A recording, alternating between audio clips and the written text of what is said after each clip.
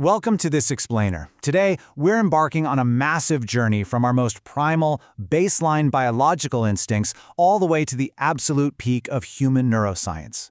We're going to uncover the hidden architecture of our brains and bodies. We'll explore exactly how we're wired for survival, how we navigate messy social landscapes, and ultimately, how we can literally hack our own biology to build unbreakable willpower. Let's get into it. Okay, here's our roadmap for today. We're covering the hidden power of scent, spotting high-conflict personalities, mastery in pattern recognition, and wrapping up with the neuroscience of willpower. We're starting strong with a completely counterintuitive question to challenge what you probably thought you knew about human biology. So think about this. Are human noses actually as powerful as a bloodhound's? You've probably seen it in a dozen basic textbooks that humans have just a fraction of the olfactory receptors that animals do, right? Making our sense of smell pathetically weak by comparison. But what if those textbooks are completely wrong? All right, Section 1, the hidden power of scent. Let's see how biology specifically engineered us for survival. Let's look at our oldest companions, dogs, for a second. We know they all come from wolves, but humans bred them into wildly different extremes. On one hand, you've got your trackers, like shepherds, with these long snouts built for ultimate sight and scent. But then, look at the mastiff or bulldog lines. They were bred for brutal tasks like ancient bull baiting, so they developed short, snub noses for massive jaw leverage, plus this unique mutation that practically turns off their facial pain receptors. To get that incredible pain tolerance, they essentially sacrifice their sense of smell. But here is where it gets crazy for us. When humans are deprived of sight and hearing, our latent tracking abilities suddenly switch on. There was this incredible experiment at UC Berkeley where researchers blindfolded subjects, completely masked their hearing, put thick gloves on their hands, and buried a chocolate scent under the grass. And sure enough, human beings got down on all fours and literally sniffed out that subterranean trail exactly like a hunting dog. It's a hilarious mental image for sure, but it proves a massive biological point.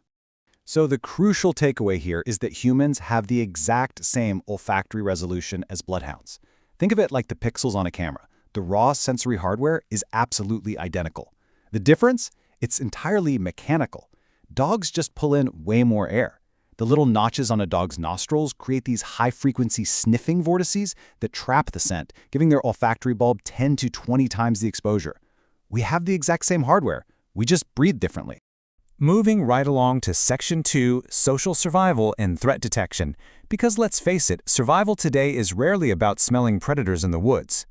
Today, survival is about identifying psychological danger. Psychologists estimate that exactly 10% of the population are what they call high-conflict people. These are individuals who actively feed off drama and create the vast majority of our social chaos. Most people out there are pretty healthy, just trying to get their needs met. But it's this specific 10% that acts like a hidden landmine for the rest of society. And this cuts equally across men and women, dividing cleanly into two very distinct tactical camps. Half of them are aggressive and abrasive. They're loud, demanding, and honestly, you can usually spot them coming from a mile away. But the other half, they are entirely covert. They play the passive victim. They use a false sense of vulnerability to manipulate, trauma bond, and just slowly drain the healthy people whose natural instinct is to try and care for them. So how do you protect yourself? Experts actually recommend a strict one-year protocol for any new relationship.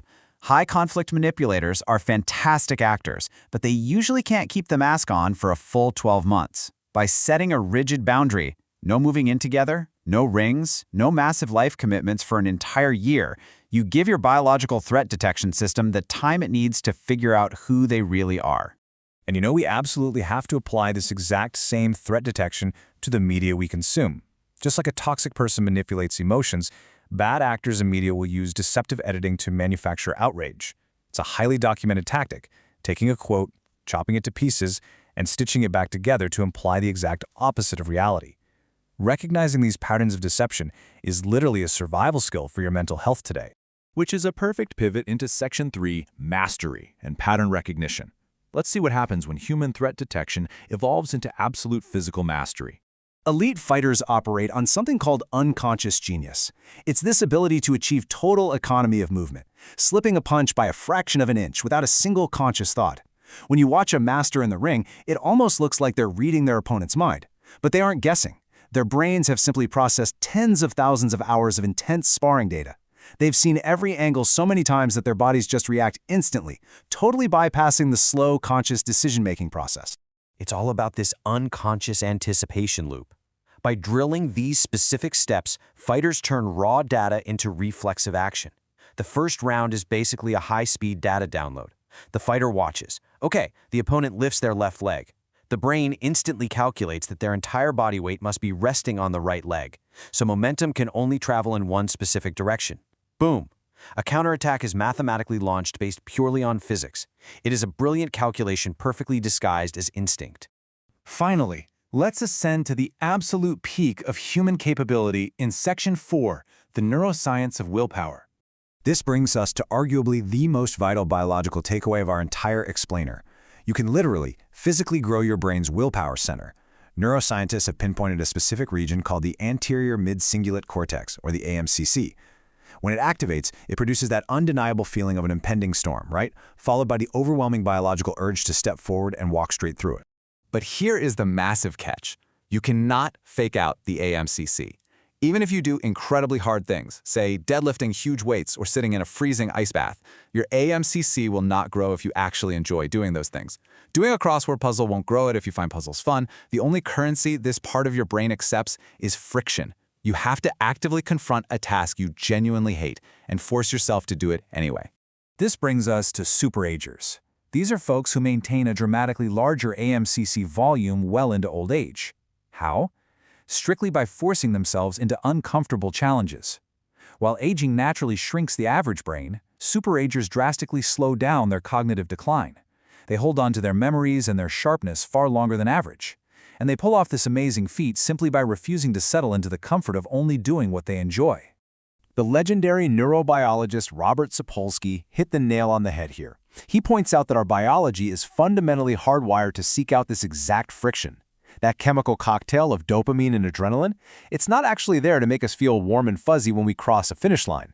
It's there to give us the intense drive required to chase down hard things in the first place. Dopamine is all about the pursuit, not the reward. So, I challenge you to immediately apply this science to your own life today. Here is your protocol. Find that one thing on your to-do list that makes your stomach drop. You know, the one you keep pushing off until tomorrow. Acknowledge that the resistance you're feeling is exactly the fuel your aMCC requires to physically grow larger. When you push through that specific friction, you aren't just getting a chore done, you are literally upgrading the hardware of your brain. I'll leave you with this provocative thought to take out into the world.